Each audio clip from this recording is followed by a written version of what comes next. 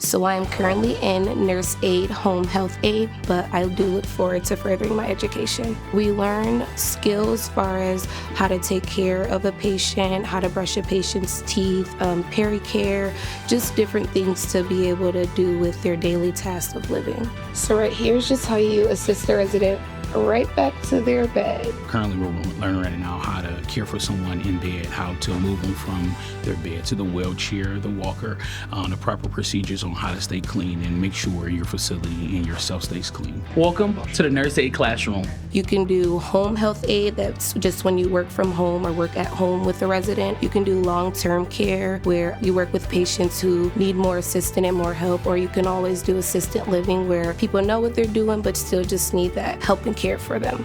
I love teaching, and I love teaching here at EHOVE. I think they're doing a great job, and they're a wonderful class, and we're having a great time. The teachers here, amazing. EHOVE will not only prepare you, but I know from personal experiences, EHOVE has prepared my friends that went to this school, helped them in finding different job placements. And once they found job placements, EHOVE was able to, assist them on going back to school if that was something they looked to go into. You should come to EHOVE because it's a great opportunity to further your career. The future is in your hands. Your future, your career.